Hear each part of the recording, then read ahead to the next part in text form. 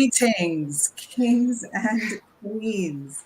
Happy Sunday, everyone, and welcome back to the Always a Queen, the Metamorphosis platform for another Sunday afternoon live broadcast. I see we already have Jackie in the comment section. Welcome, Jackie. Thank you for being here with us and for being the first person to start off the chat section today.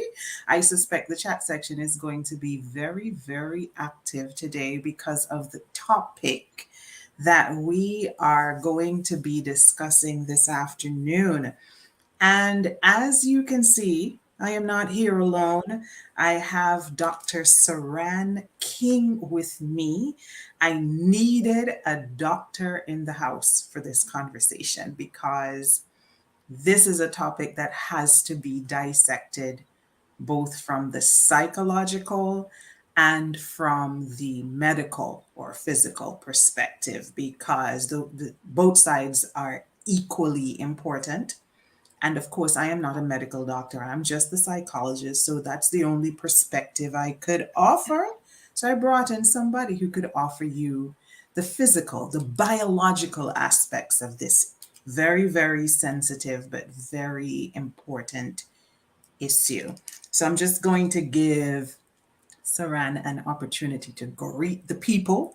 And then we're going to jump into this afternoon's discussion on erectile dysfunction. So go take it away, Saran. All right, good afternoon, good evening, good morning, wherever you're viewing from. Thank you for having me again back on your show for this broadcast.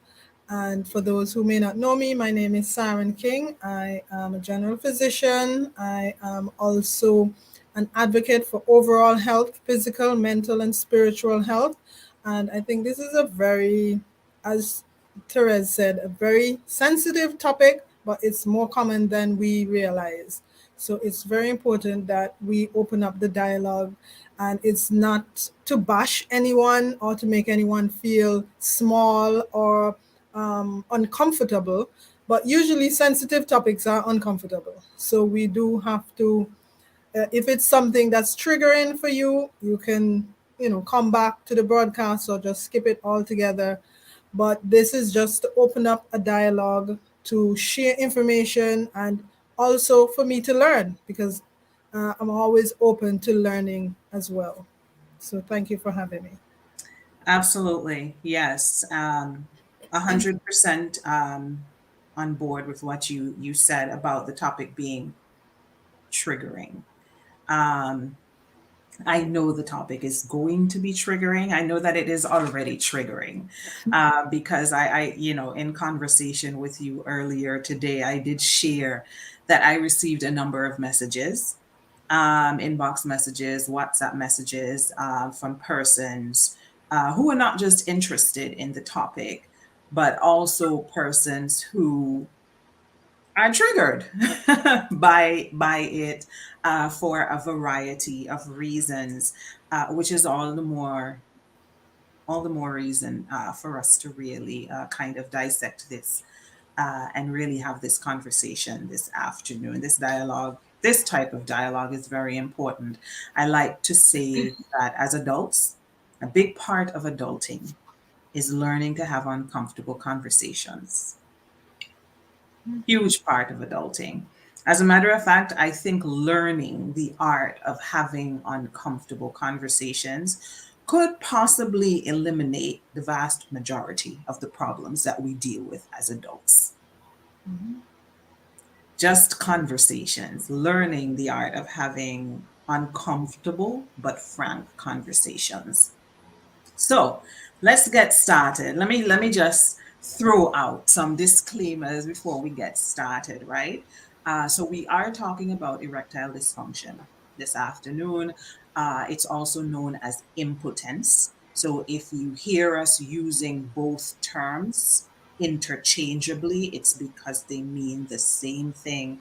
Erectile dysfunction or ED or impotence all refer to the same condition. And this condition essentially refers to a situation in which a man is facing the inability to get and to keep an erection that is firm enough for sex. That is the simple working definition of this. Um, I will defer to Saran if she wants to add more to that definition as a medical doctor. But from the perspective of a therapist, that's the simple working definition that we work with. If you cannot get, or you can get but you can't keep, an erection that is firm enough to engage in sexual intercourse with your partner, that qualifies as erectile dysfunction. Um, and I want to put out one other quick thing before we jump any further into the discussion. And I want to say that having erectile trouble from time to time isn't necessarily a crisis. Okay? It happens. It happens. Just this morning, I was having a conversation with a friend of mine who saw the flyer for the today's broadcast and said to me that he has had the experience once or twice in his life, and having the experience on a one-off, right? It happened to you two times. And he was also not able, he was also not only sharing that it has happened to him before, but he says that he's pretty sure he knows why it happened. One time he said that he's pretty sure it was because he had too much to drink. And he was able to make the connection between he had gone out and he had drank far more than he should have.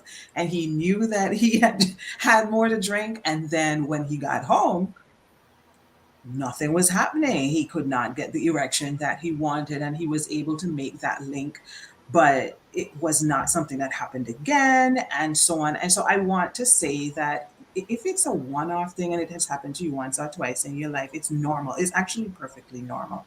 It happens for a variety of reasons, and it may not necessarily be a cause for concern. So if you are in that category, we're not talking to you. I mean, we are talking to you because we don't want you to ever fall into the situation. But we are very specifically targeting persons who have an ongoing issue with this. Like it's not a one-off experience. Like it's something that is ongoing for a protracted period of time, months or even years. And you are recognizing that this is not random. These are the people that we really, really want um, to address this afternoon.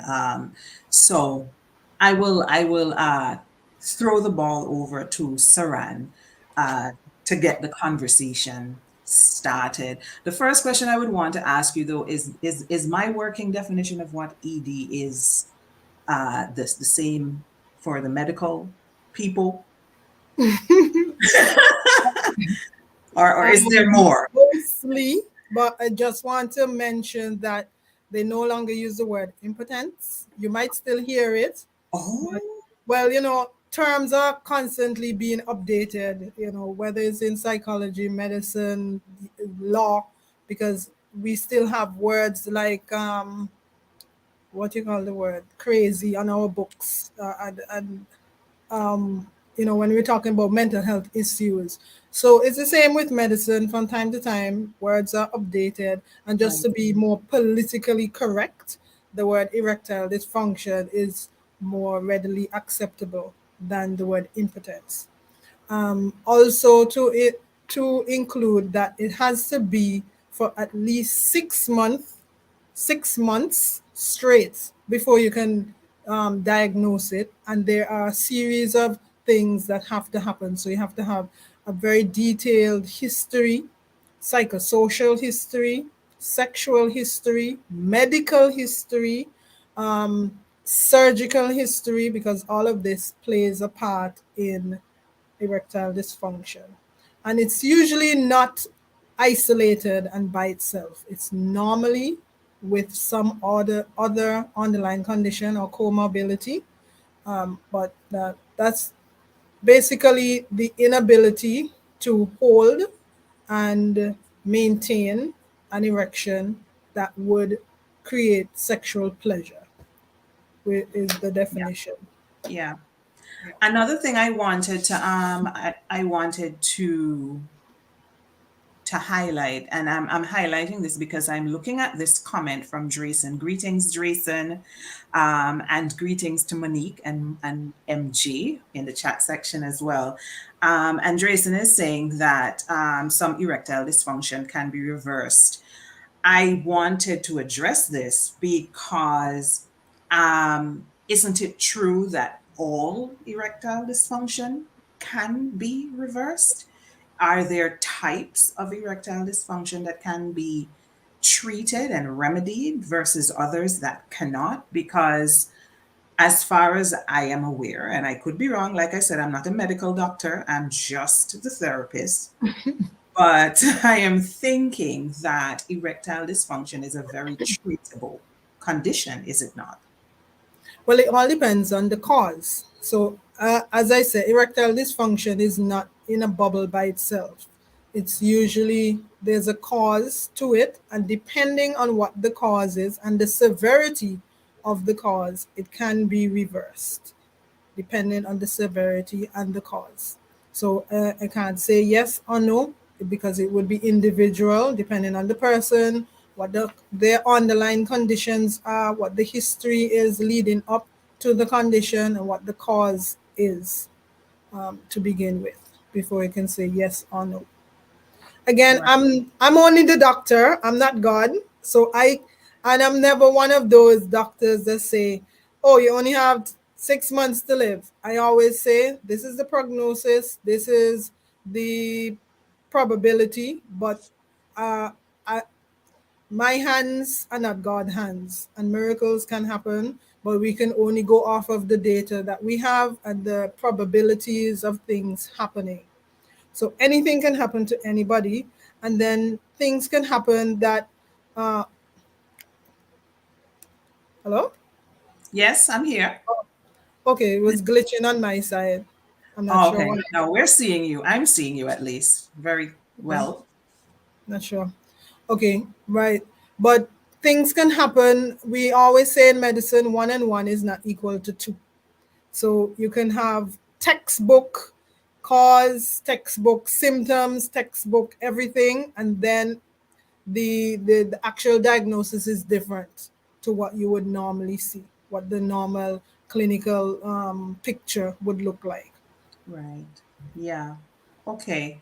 Um, One of the comments that I got, remember I told you that when I announced that I was going to be doing this broadcast, I got some messages, inbox and WhatsApp and so on, people reaching out to me. And one of the persons that reached out to me spoke very specifically to the fact that um, reduced sexual desire, as it is linked to erectile dysfunction, um, has a lot to do with one's partner and issues in the relationship. And so the person was basically of the view that it is not a physical issue necessarily, but just a mind thing that can be erased or eliminated if one switches out their partner for somebody else that might be more desirable or that they get along with better. I of course had a back and forth with this individual regarding the fact that erectile dysfunction is in many cases and perhaps most cases definitely physical and not just about your partner. It certainly does have psychological causes. I could never sit here and say that it doesn't. There are cases in which the cause is certainly in the mind. And if it's a mind thing, as a therapist, I can sit with you and deal with the mind thing. But it, for the most part, cases of erectile dysfunction that I have had to deal with in my line of work have typically boiled down to physical issues that were creating psychological issues, not the other way around. So I want to let me say that again because I feel like I really need people to get that. The cases that I have seen are a situation where It's a physical issue that led to a psychological issue, not a psychological issue that led to a physical issue. Right. And so that is what I was trying to explain to the individual who I spoke with. I was wondering if you could elaborate on that a Okay. bit. Well, I'm a person who likes data. I like details and I like to give statistics. And so you're not just taking my word for it. And as always, you do your own research, you look for information from credible sources so you can back up or, whatever I'm saying or anyone is saying. So I'm reading this information from the medscape.org, which is a platform for healthcare providers, and they give information and data on there. So, according to medscape.org, 50% of persons who suffer from erectile dysfunction, the cause is vascular, a vascular disease. And I'm going to give some examples of vascular diseases. So, we have someone who may have high blood pressure, and when we say vascular, anything that affects the veins and the way the blood flow through the body. And just to give a little, so you can understand a little bit more how an erection works. So there is a mental component, a psychological component, of course, but there's also a vascular component. I'm sure all men would have grown up hearing that it takes blood to rush up in the penis to get that erection, because that is exactly what you need to partially to get an erection. And also, there is a nervous system connection as well. So if there's an issue with your nerves, you can have issues with holding an erection, and it has nothing to do with your mind. And I'm going to give a few examples of causes, but I just want to highlight the vascular diseases which cause 50%, so half of the cases. So we have high blood pressure, we have peripheral vascular disease, and peripheral vascular disease means that there's damage to the ends of the veins, so the small ends, the capillaries. So the way the veins work, it starts off big, the vessels work in all, it starts off big from the middle of the body, and then as you get further and further away, it becomes smaller and smaller and smaller.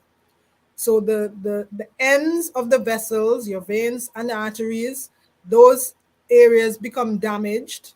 We also have, if you have a heart attack, this comes under because it has to do with the blood flowing through the veins. So anything that has to do with blood flowing through the vessels, the veins or the arteries, those vessels that take blood away and from the heart, this is termed a vascular disease. We also have trauma. So if you get in an accident and you damage your vessels for whatever reason, you're in a motor vehicle accident and you burst a spleen, you burst a kidney, and vessels, yeah, this is quite possible. Vessels become ruptured from the impact, something going on you, something. This is termed a vascular disease, a trauma vascular disease. Vascular injury from radiotherapy. So, someone who might be going through radiotherapy for cancer or some other reason, they can have damage to the ends of their vessels. And vascular injury from prostate cancer, well, any kind of cancer. But just to let you know that half of these erectile dysfunction is caused by vascular disease. I don't know if now is a good time to highlight a few more causes, or if you want to elaborate more on that. We can go back to causes. Definitely. I want to hear more about the causes, right? I think a lot of people are probably interested in hearing that. But in between, before we go back to continue with the causes, I want to ask what I think is a very big question. When do I go to the doctor as a man? If I suspect that I'm dealing with erectile dysfunction, like Do I run off to the doctor the first time it happens, the first time I'm attempting to have sex and I realize I can't because I'm trying to get an erection and nothing is happening? Or do I wait until it has happened maybe 3 or 4 times? Do I wait for the 6 month period that you mentioned? When do I go see a doctor about this? And is there a specific doctor that I need to talk to? All right. Well, it all depends on the individual. So, just like you mentioned earlier, where a person said they drank too much alcohol, they were not able to get the erection, and they knew the cause, they could make that connection, then you may not want to run to the doctor, but you may still feel concerned because maybe when you're in your 20s, you're still able to get it up even after drinking all night. And so you become concerned now in your 40s because most of the erectile dysfunction happens in men after 40. So now you become concerned even after the first time. It's really up to you.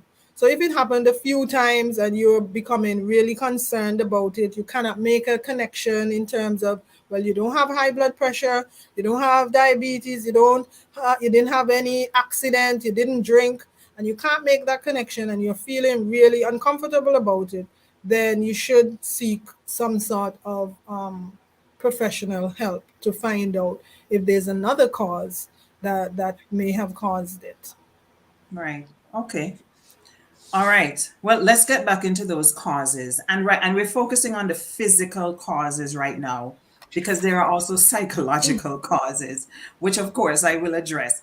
But let's get into more of the physical causes because that list is so much longer, isn't it?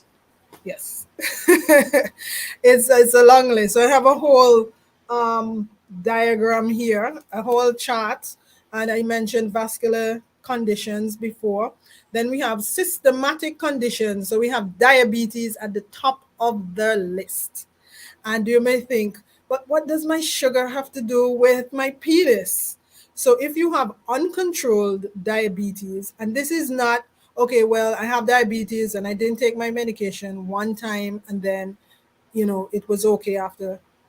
We're talking about uncontrolled diabetes over a period of months, years, not taking medication, not monitoring your blood sugar, not checking, doing lab tests to make sure things are not damaged, because uncontrolled diabetes can damage your vessels, one, and anything that can damage your vessels will damage your eyes, your heart, your kidneys, and the circulation, how the blood is flowing in your body.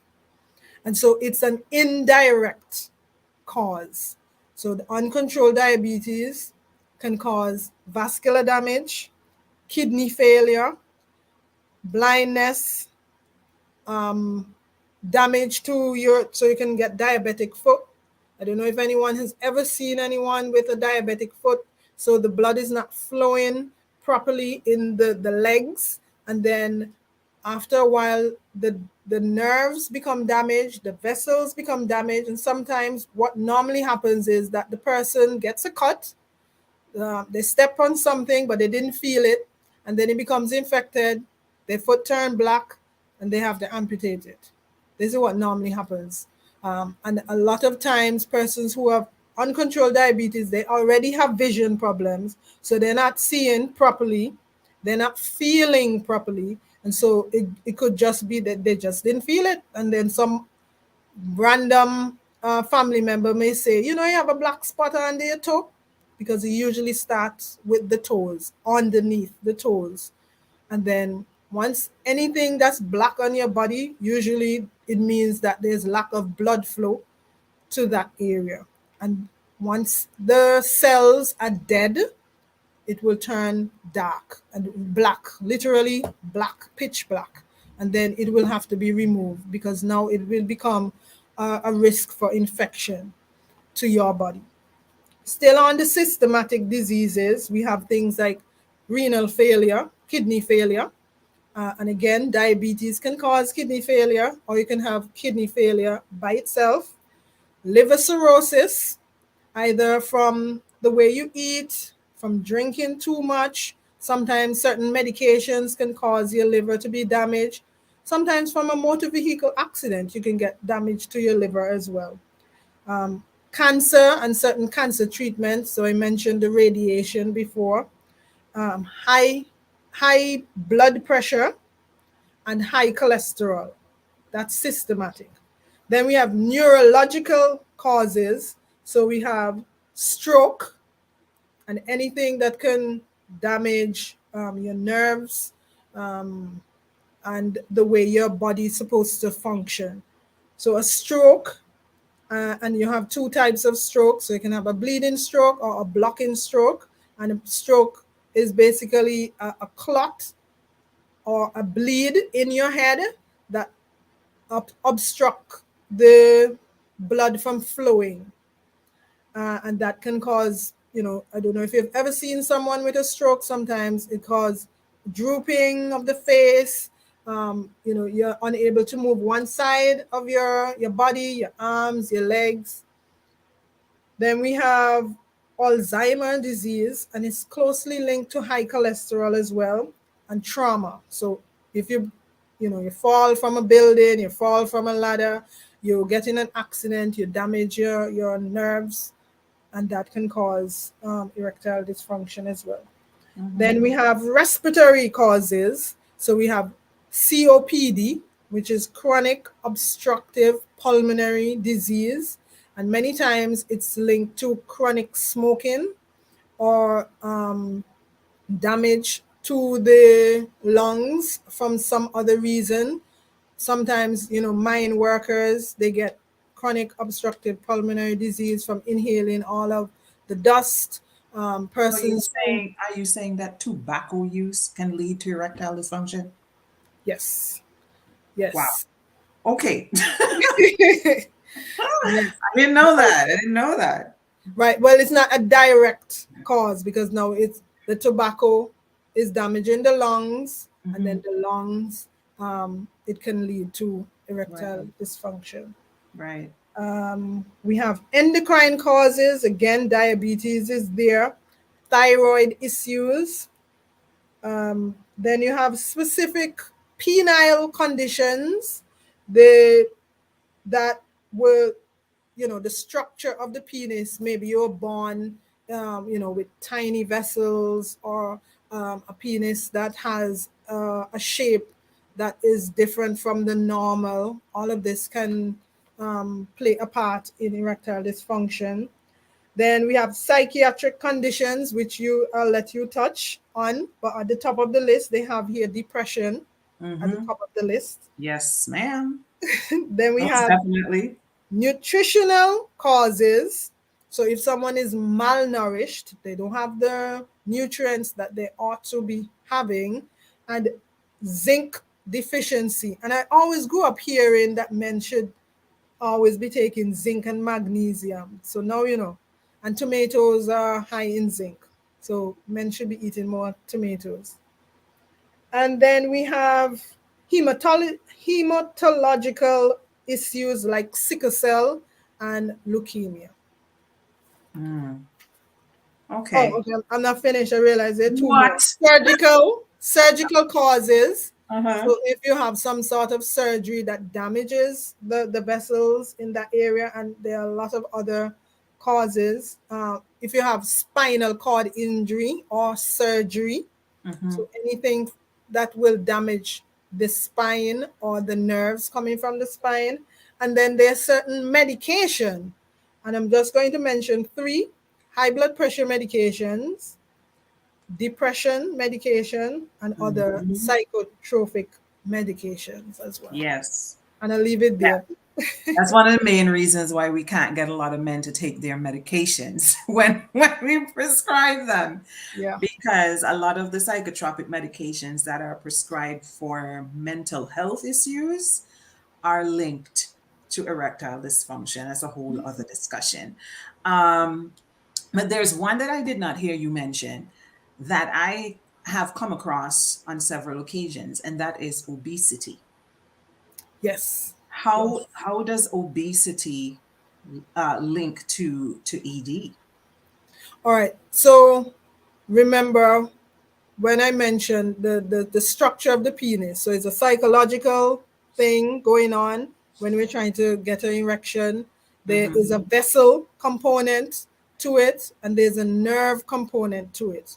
Now, if we have excessive adipose tissue, which is fat, on the body, we may be the fat in the body might be obstructing the nerves or the vessels, preventing, natural, normal, um, readily flow of blood to that area, or nerve issues to that area. And it's not just erectile dysfunction. If you ever know anyone who is overweight, most of the times, two main things persons who are obese they complain about are back pain and knee pains. So you're putting pressure on the body everywhere. It's not just on the back, not just on the knees, but all of the vessels in your body. They are on the strain. There's excess weight, and then it could be distributed in areas. Remember, most of the times when persons are overweight, most of the fat goes where? In the Around the belly. midsection. Yes. So imagine having too much adipose tissue in that area that's obstructing normal blood flow in and out where it should be going. So, and obesity puts you at risk for almost everything: high blood pressure, diabetes, heart attack, stroke, and now erectile dysfunction. Okay. All right. So we're still going to be talking about causes, but we're Yes. going to switch over now. Those were the physical things that could cause erectile dysfunction, but there are also psychological causes, you know. And as the person I was discussing it with said, it's a mind thing. That was the person's platform that they were on. They were like, it's a mind thing. It's a mind thing. It's not a physical thing, but it is indeed a physical thing, as you just heard from Saran. It's very physical. I believe Saran said that 50% of men who show up with ED are showing up with ED because of physical causes, right? But there are also psychological causes. I like to tell people that the brain really is your biggest and most important sex organ. It is really where healthy sexual activity begins. It's in the brain. If your brain is not on board with what is happening, it is highly likely that nothing is going to happen, right? And so your brain does indeed play a key role in triggering the series of events that leads to healthy sexual functioning. And it works in reverse as well. The brain also plays a key role many times in triggering the series of events that leads to erectile dysfunction, or or your inability to get an erection. It obviously has a major impact on sexual desire and sexual excitement and these types of things. And you already mentioned that at the very top of that list is depression. At the very top of that list is depression. I don't think that I have ever come across an instance of clinical depression, because I like to make sure I qualify that, because people love to say that they are depressed. It is it's very trendy to say I'm so depressed. I went to see a movie and it had a sad ending and I'm so depressed. Or my favorite actor died in the movie and I'm so depressed. It's a buzzword, so to speak, right? And I like to caution people when they're talking about depression in that way, because that is really not depression, right? So I am referring very specifically here to clinical depression, diagnosed by a clinician, a mental health clinician, or a medical doctor, because you are presenting the symptoms that are required, the number of symptoms for the period of time required, and all of those things.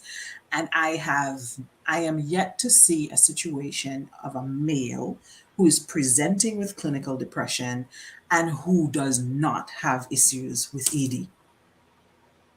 They go together.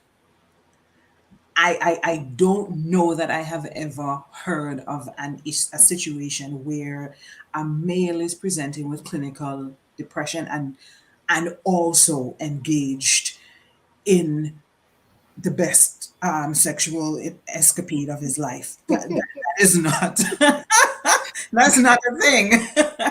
Right? That is not a thing. Usually you get the exact opposite, where there is a complete loss of sexual desire and also the ability to have and to sustain an erection. And so depression is certainly at the top of the list. Another one Another one that is very high up on the list is anxiety. When people are dealing with well, I mean, just imagine. Imagine if you have severe anxiety and are at the same time attempting to have um, sexual performance, optimal sexual performance. Those two don't go together. They literally cancel each other out, and you can find yourself caught in what I like to refer to as a vicious cycle, where the anxiety is causing ED, and the ED is causing anxiety, and the anxiety is causing ED, and you are in a loop that you cannot get out of, because one keeps fortifying the other, right? And so this is a serious issue as well, in some men who are dealing with ED. And of course, there are other mental health conditions that can contribute to this as well. But this is definitely at the top of the list. Depression and anxiety, those would be the two primary concerns that one would have where it comes to psychological causes of ED. Another one that I want to mention is stress. People really underestimate how stress can have life altering consequences. Not just for men, but for women as well. But of course, we're talking to the men specifically here today.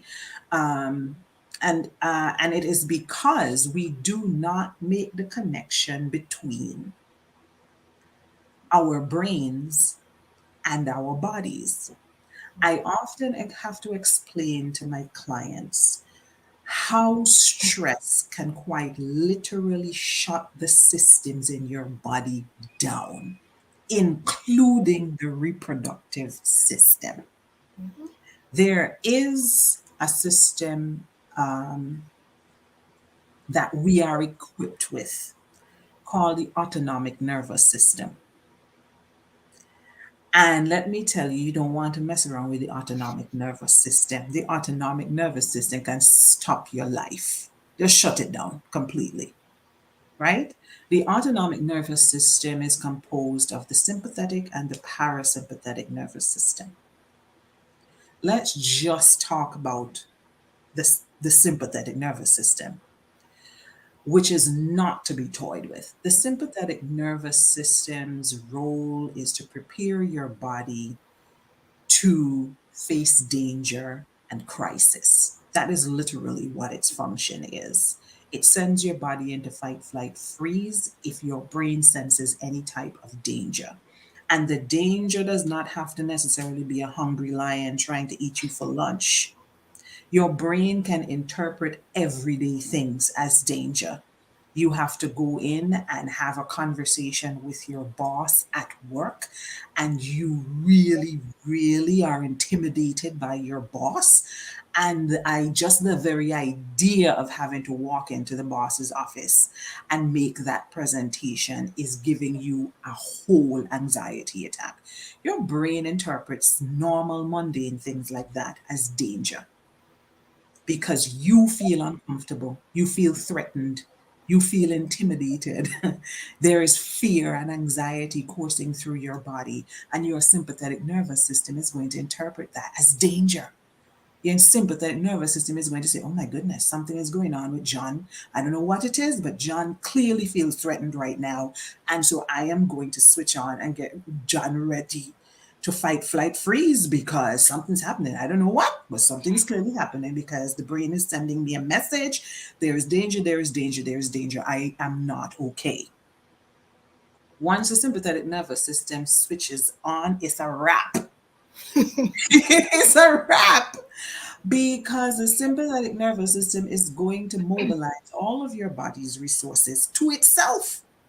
Your sympathetic nervous system is going to say there is danger happening. I don't know what the danger is. If it's a hungry lion, or if it's your boss, or if you're just nervous because you're going to take an exam, and I don't care, there is danger, and I am going to do my job. And it is going to mobilize all of the body's resources for itself because if you are in danger, well, clearly nothing else matters at the moment.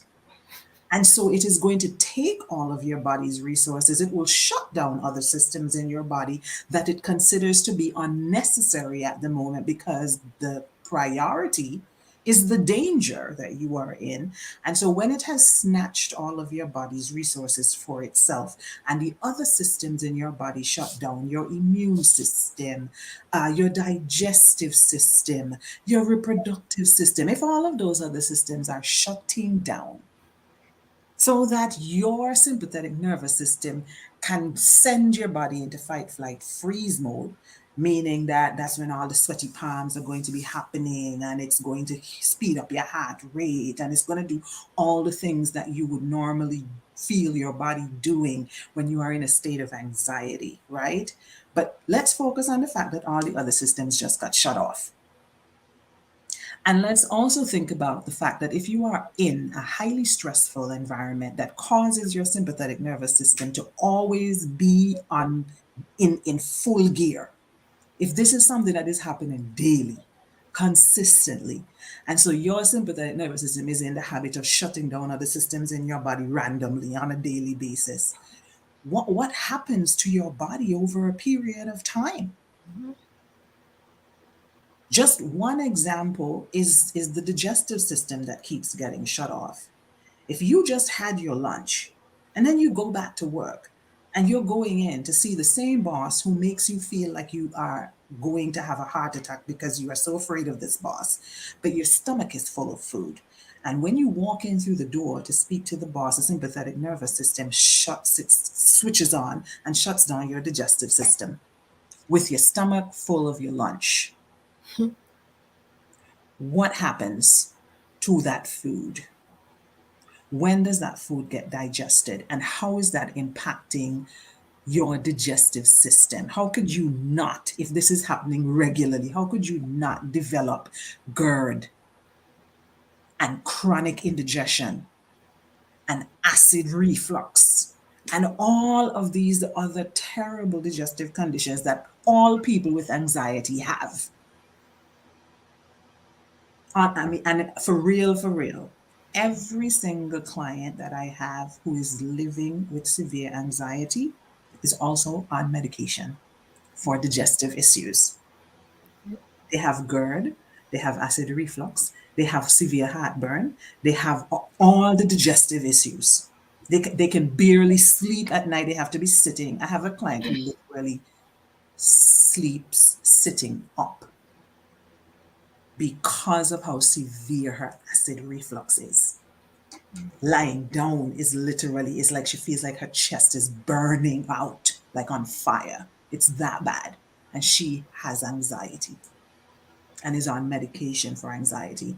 And so I say all of that for you to understand the mind body connection. When we say the mind and the body are connected, it's not a joke. It's literally not a joke.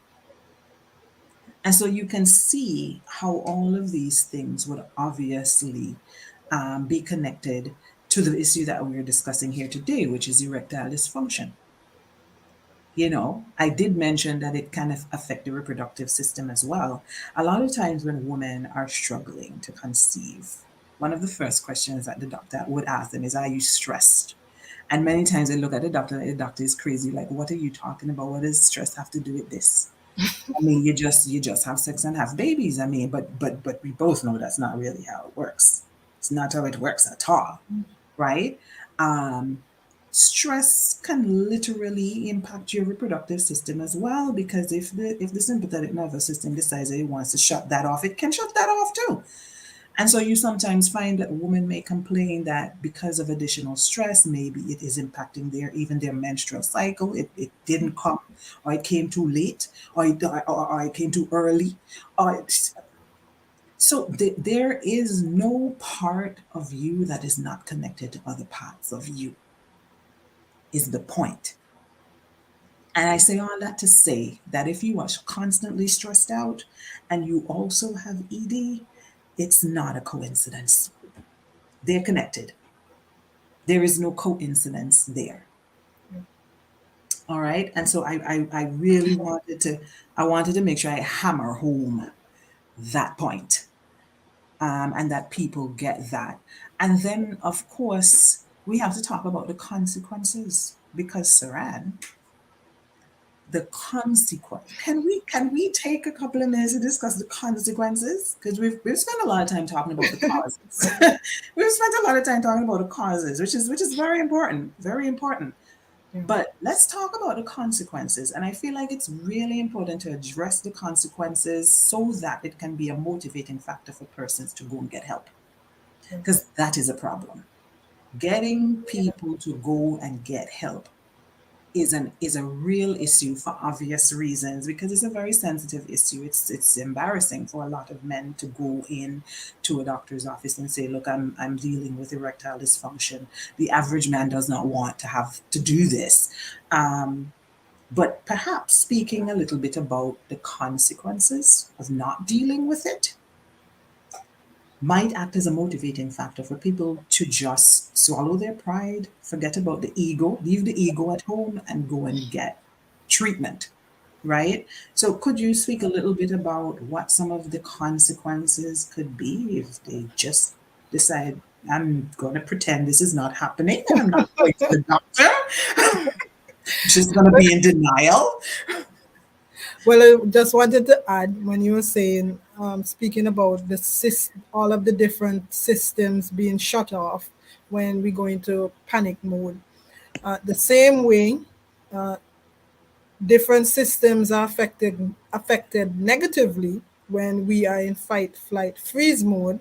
When we improve one area of our system, it positively affects the other areas. So, Therese mentioned about anxiety and depression being closely linked to ED. You're not going to treat the ED separate by itself. You're going to treat the anxiety and the depression, which is the root cause. And that's why it's so important that you know the cause. And maybe that's why we spend so much time on the cause, because you have to know the cause, the root cause, Right. so that you can treat the root cause and then deal with the consequence, which is the erectile dysfunction. Because it could be something as simple as you have high blood pressure and you Right. need to do a little bit more exercise, eliminate some stress in your life, and that's it. And it sounds simple, and it's usually more multifaceted. So it's usually not one thing. And I just wanted to mention that you could be doing all the things. You could be eating the right things. You could be doing your exercise. You could be taking your medication. But if you're highly stressed, you're in a toxic environment, you're in a toxic relationship, it's going to be counterproductive. So you do have to work on all of the areas. So when we don't treat the root cause, it's going to affect our relationships, not just romantic relationships, but all relationships, co-workers at work, even with somebody in traffic, because we're pissed off all of the time. We're just on edge. So every little thing will trigger us. It's Mm-hmm. going to affect our relationship with ourselves, because we're going to suffer with low self-esteem. We're going, confidence is shot. And for a man, I can only imagine that it's even more, because your whole ego and your whole manhood is surrounded around this little organ. Let me highlight this comment from Drayson because this is exactly what Drayson was saying in this comment right here. He says that men's ego is connected to their penis. So any discussion on that, especially if negative, can damage the man. Yeah. Yeah. And I wanted to add here as well that we as healthcare providers, are you seeing me? Because my Yes, I'm video seeing keeps you. glitching in. I'm not sure, maybe my internet.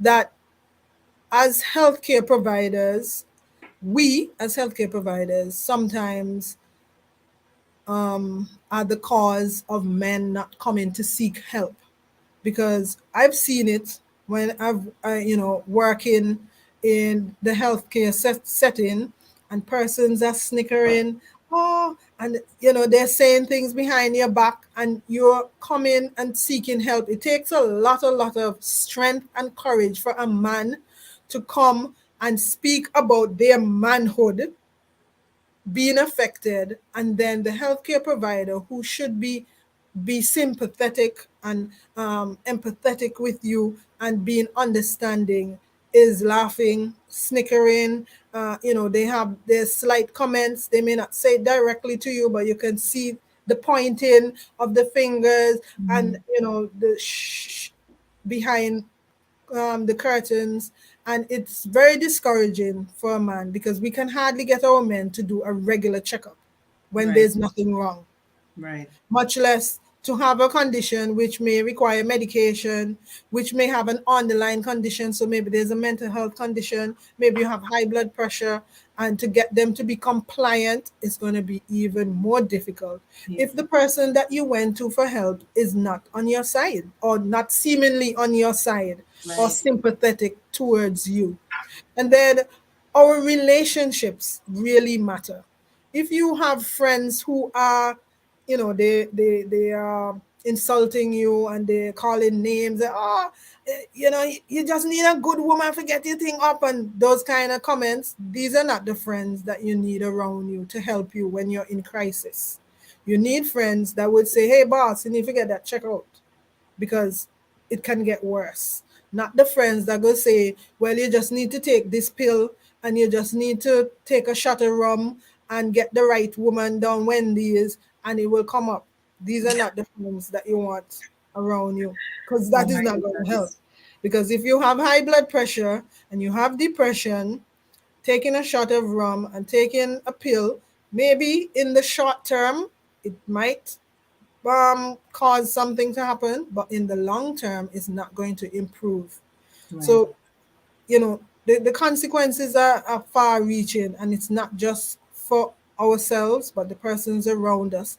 And imagine a man being in a relationship with a woman who he's not able to sexually satisfy her. It's going to affect their relationship one way or another. Whether the woman is sticking by her man, it's going to affect it. There will be some sort of not friction or conflict, but it's going to affect it in some way or the other. Okay. So it's Yeah. important that if you suspect something is not working the way it's supposed to be, and that's why no doctor, no therapist is supposed to know your body more than you. You are supposed to know every inch of your body, and you're supposed to know that when I eat too much sugar, this happens, or when I'm around such and such a person, this is how my body reacts, and when I eat this is the way my body reacts. No doctor should be telling you more about your body than you. You Right. should be more. Absolutely. I want you to talk a little bit about these pills that these young men are popping. Yes, these young men, they are, instead of going to see a doctor when they realize that there is a problem, there is pill popping going on. They secure these pills from wherever and however they can secure them, and they are quite literally self medicating. Because if a doctor did not prescribe it for you, it's self medicating. That is how we refer to it in clinical settings. Self medicating can be dangerous depending on what it is you're taking, because we're not talking about taking an aspirin or an Advil for a headache. That is a whole different type of self medicating. We're talking about self medicating that could ultimately be detrimental to your health. In other words, you're taking something supposedly to improve your health, but in reality, what you're doing is making your situation worse and actually doing damage instead of doing good. right? And so that type of self medicating is one that we strongly advise against, but that's a real issue where it comes to erectile dysfunction. Men prefer to self medicate than to go to the doctor.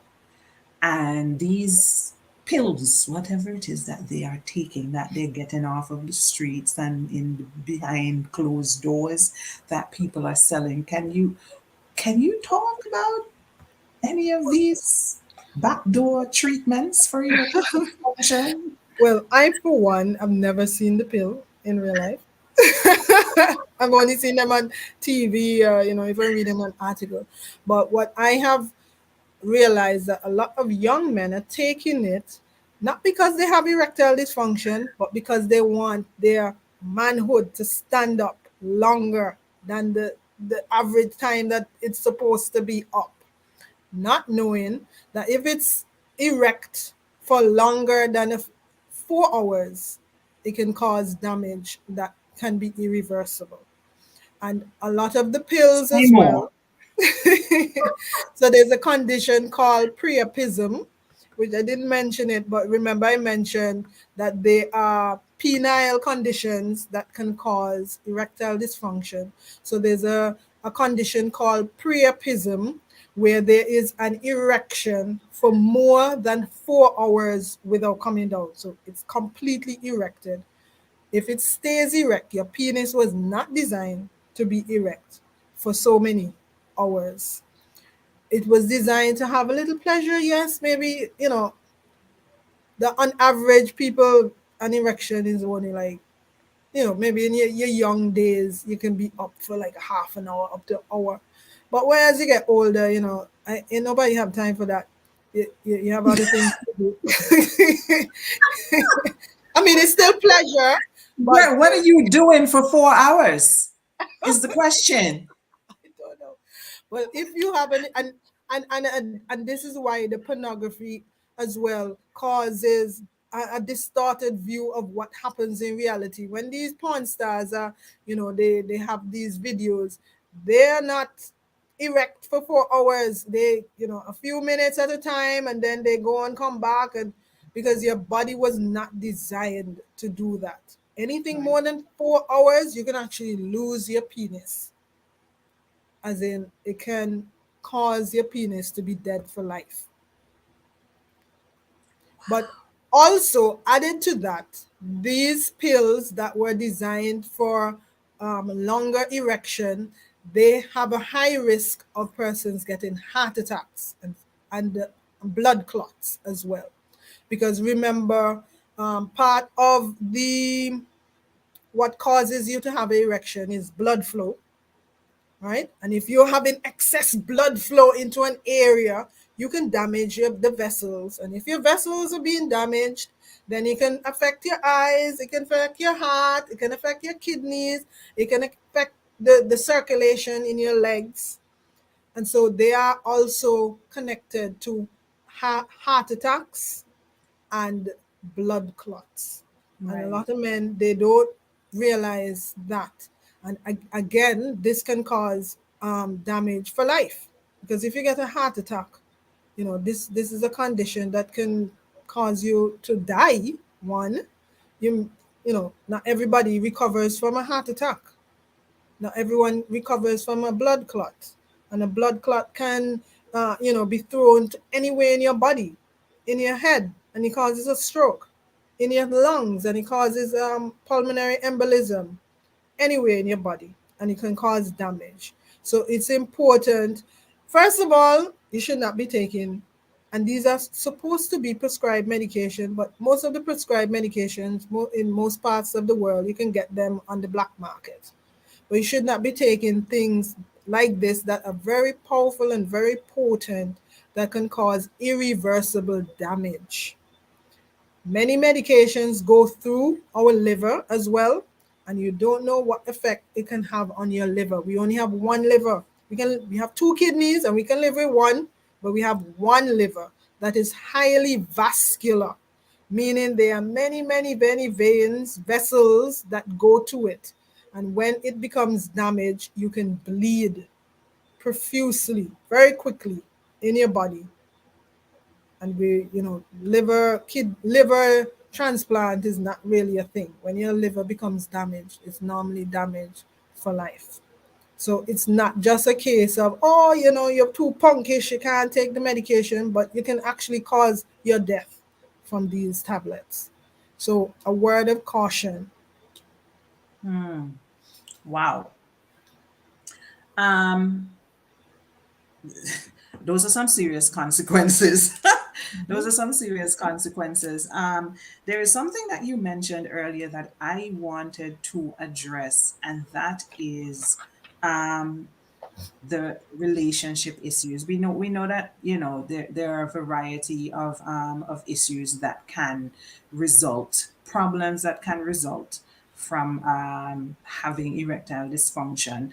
Um, and then you address the embarrassment, you addressed the low self-esteem issues and relationship problems and these types of things. And I wanted to point out something. Most times when I encounter a situation where a couple is having issues due to erectile dysfunction, the issue isn't the erectile dysfunction itself. That's not the issue that causes them to end up in counseling. It's not what puts the relationship in danger necessarily, because more often than not, a partner is not just going to be out the door because somebody is dealing with erectile dysfunction, because erectile dysfunction is a highly treatable issue, very treatable. It is not a death sentence by any means. Usually, when a couple ends up in counseling because of erectile dysfunction, the reason is because the affected person has opted not to do anything about it. That is usually the case. It is not a matter of, you have erectile dysfunction, okay, I'm out, bye, it's over. No, that's not typically it. Typically, it's more of, you have erectile dysfunction, you need to go and do something about it. And the person opts not to go and do anything about it. Yeah, well, that person being the man, obviously, because women can't get erectile dysfunction.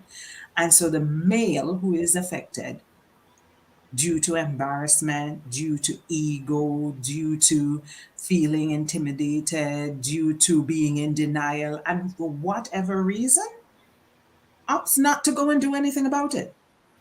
Their ego sometimes is what gets in the way of them saving the relationship and sometimes saving their lives too. Let me add that. And often that is what lands a couple in therapy. So it's not the erectile dysfunction that often creates the friction and and sometimes the ultimate demise of the relationship. It's the fact that people opt to let their egos take over instead of making informed and logical decisions, you know? And so I want to caution the men who are listening, or, who may have found themselves at any point in a situation like this. Ultimately, ultimately, is it worth your life and is it worth your relationship or your marriage? These are questions that you would need to ask yourself, and questions that I have had to ask persons who have ended up in therapy because of this. Is it worth losing your life, your health, your family? It really is not. Not for a condition that is so easily treatable. Not worth it at all. So I just want to say, get help. If you need help, if you realize that there is an issue, get the help that you need. It's really, at the end of the day, the momentary embarrassment that you may feel is nothing compared to the life altering consequences that it could have if you choose to do nothing about it, right? So let's talk a little bit about prevention for just a few minutes, and then we are going to wrap this up, unless there is something more that you feel like we need to be talking about. Because we could keep going, but we don't want to be here all night. So, but I feel like it's important for us to say something about prevention at the very least and talk about what are the risk factors that you might be exposing yourself to that might cause you to end up in a doctor's office to treat erectile dysfunction. Yeah. All right. Well, the prevention is always better than cure, as Right? old people would say. And the way you can prevent this is to constantly be improving your mental, and I always speak about spiritual health, because the mind body spirit connection is very powerful. And so if we are suffering with self-esteem issues, if we are, we are living a sedentary lifestyle, we're not eating the right foods that would could cause, you know mental health, physical conditions like high blood pressure and diabetes, then we increase our risk, because it's just an increase of risk, because everybody is at risk. Anything can happen to anybody. And sometimes persons would say, oh, well, everybody gonna die anyway. And something have to kill you. And for me, it's more about, and I want to believe that is how it is for everyone else, that you want to have a good quality of life over quantity of life. Because you could be living a long life, but you're suffering. You're living, but you're living with the consequences of not taking care of your body. So you end up with high blood pressure, you end up with diabetes. Next thing you know, you're on dialysis, you might lose a limb, you end up losing your sight, you're immobile, you're not able to provide for your family now. So it's a ripple effect when we are not taking care of our bodies. And some persons are better off alive than dead, because they become no more of a liability when they die. And so when we say, oh, well, it's one life to live, we have to remember that whatever we do or don't do affect the persons around us. And even though the money to bury someone may not come out of your pocket, it has to come out of somebody's pocket. It might come out of our pockets, the taxpayers. Because if someone dies and nobody claims that person, the state has to bury that person. And the funeral homes are not doing things pro bono. Right. So Oh my we have to goodness. take care of our bodies. From one at the top of the list is managing our stress, level of stress. Yes. I know people who've done all the right things. They're eating all the Yeah. right food, they're going to the gym, but they're not They're not coping taking well steps to reduce stress. stress, Hmm. and they may also be in a very toxic relationship, because our Right. relationships really do matter. If we are in a toxic relationship, an abusive, it could just be a psychologically abusive relationship, but all abuse is abuse, and we don't see that as detrimental as if someone is in a physically abusive relationship. But our relationships are very important. Right. So we should be working on constantly, because it's not a one-off and done, and oh, well, I just drink an extra glass of water today and I'll be fine. It's a series of things that we have to do. Looking at boundaries, looking at relationships, looking at the foods we eat, looking at our managing stress, looking at keeping our bodies active, looking at how we see ourselves, being our genuine selves and not living this fake life. So that's Right. why I always speak about physical, mental, and spiritual health, because it's and whatever we do with one, whether it's positive or negative, it affects the other area. So Yeah. don't think you'll be meditating all day, all night, and then you're not eating the right foods, or you are cussing every day, or you're in panic mode. It, it's not going to work like that. Balance. And I Balance want is to add something else. I want to add something as a big part of prevention is getting help. A big part of prevention is learning to ask for help when you need it. Get help. Access help that is available to you. Work with your doctor. See your doctor for regular checkups. Stop skipping your doctor appointments. Men don't like to go to the doctor. You have to drag them to the doctor. And then, and sometimes it's not even for any big deal. It's just for a regular checkup, regular medical screenings, just to make sure that you're okay and that your body is functioning as it should be. See your doctor regularly. Get help if you have anxiety, if you are dealing with depression, if you have any other mental health concerns. Get help. You have access to help that is readily available to you. Like, there is absolutely no excuse for anybody now to walk around with mental health concerns unaddressed when everywhere you turn there is help. So get help. Access help. A big part of preventing illness, whether it is physical or mental, is learning to acknowledge when you need help, when you can't handle whatever it is alone, right? And I And want so to add here that sometimes we think we have to spend an arm and a leg. And as much as persons may say, oh, the government doesn't, the government do provide services. They may be limited in their capacity, but if you are not able to go to a private doctor, you're not able to seek a private counselor, go to your clinic, go to your departments, whatever it is, welfare, gender affairs, these Ministry of Social Transformation, these institutions were designed to help you. And, you know, people are people wherever you go, and there will be people who will not be as confidential as others. But if you are seeking to improve yourself, you'll just have to leave your ego bag home, your shame bag home, and just get the help that you need. Reach right, out to someone who can help you or point you in the direction for help. right, agreed. And on that note, we're going to round up this broadcast. I want to say one quick thing, and that is that one of the persons who reached out to me prior to this broadcast asked specifically about female sexual dysfunction.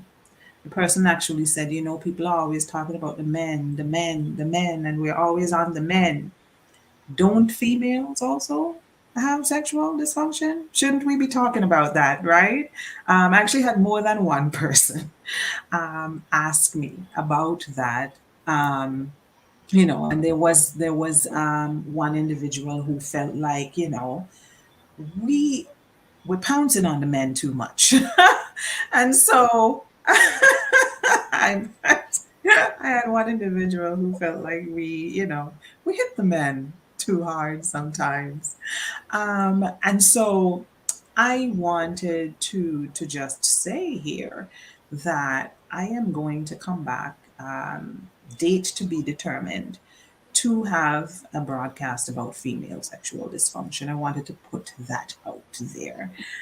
Today, we're not talking about the females. Today, we're talking specifically about the men because our topic is what? Erectile dysfunction. And women cannot get erectile dysfunction. Right? So that is something that is very specific to men. So, but I wanted to say that female sexual dysfunction is indeed a thing. And Saran and I discussed coming back to do that conversation at a later date. So look out for that. That conversation is going to be announced sometime in the coming weeks. But in the meantime, we're going to leave it here for today. Saran, do you have a parting shot that you want to leave with the people before we wrap up today? Well, my parting shot would be that erectile dysfunction is not about erectile dysfunction. It is usually about other things, and that is just a spin off from some deeper underlying cause. And Mm-hmm. as I mentioned, there are many different causes. So it's not a matter of lack of willpower. It's not a matter of not having the right person to arouse you in the right way, but it could just be something physical happening in your body that you're not aware of. And the only way you can be aware of that is getting your body checked out and being aware of yourself and knowing your body, knowing how your body reacts to certain things, places, persons. And if you're not able to make that connection, go and seek help. Go and seek help. Usually, persons would ask me, so who is your doctor? If you are unsure about who you should see, ask your friend who is that you deem to be a good friend, a genuine friend who takes care of themselves, and ask them, who do you see? Who can I go to? Someone who won't be telling your business to the gang at the domino table the next week, but someone that you can confide in. Yeah. Get help, there's no shame in it, and most of the causes are treatable. Most of them are treatable. So there's no need to be living in shame and still living with this condition that can be treated. And you can have a good quality of life because that should be the aim. A happy, healthy life, good Right. quality of life. Agreed. Agreed. I don't think there is any more I could possibly add to that. So that's my part in short as well. What Saran just said. There is no more I could possibly add to that. So I just want to say thank you to Saran. Well, Saran is no stranger to the Always a Queen platform, but still we are very grateful every time you come to share your wisdom with us. Um, and also, let's put in a quick plug for Saran's platform. I think we should do that before we log off, so that you can benefit from the resources that Saran offers, not just when she's here, but elsewhere as well. So, do you want to do a quick plug for your platform here? All right, so I have a free health and wellness support group, A Happy Healthy You, Body, Mind, Soul. And I have weekly lives as well on some health and wellness topic. And it is also the platform actually stemmed out of the pandemic. Persons saying, they don't have any support network, they don't know what to do, where to turn to. And that is the whole point of the group is to help persons to improve their overall health, physical, mental, and spiritual health. And so, if you are needing more help on your health journey, and I'm a big advocate for having support, we cannot do life alone unless you want to. But if you want things to be a little bit easier to cushion the blows when they come, have support, reach out to persons, be in groups. The old folks always had very good sayings, and they always say, you are known by the company that you keep. And so if you want to have a happier, healthier life, then you need to be around persons who are seeking that as well. So you're free to join A Happy Healthy You, Body, Mind, Soul. Every Thursday at 7 p.m., I have a live on some health and wellness topic. And All thank right. you for having me again. No problem. Thank you very much for being here. And this is obviously not going to be your last stop at the Always a Queen platform. This will be one of many visits. So, thank you so much for your time. And we are going to leave it here for today. Thank you to all the persons who have been watching us live. And let me go ahead and say thank you to the persons who are going to be watching this later, because this is recorded and it's going to be uploaded to the platform. And so I know a lot of persons will watch this and share this later on. And so let me thank you as well for your support of the Always a Queen platform. Right? And on that note, I leave you all with love and light. And as usual, remember to be a beautiful Beautiful week. week. Bye, everybody.